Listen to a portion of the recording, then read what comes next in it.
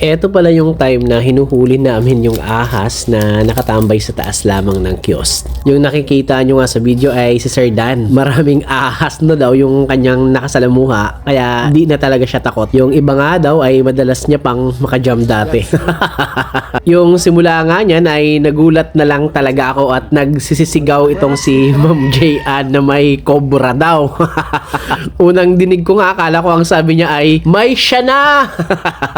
Yun pala, cobra yung sinasabi niya. Yun na nga, nadinig din ni Sir Dan, kaya pumunta kami at andun nga yung ahas sa taas na parang nagtatampo. So habang sinusungkit nga dito ni Sir ay hindi naman pala cobra, kundi parang cat snake ito. Pa-comment na lang po kung ano yung lokal na tawag nito sa inyo. Medyo mahaba din yung ahas na to at amoy ebax.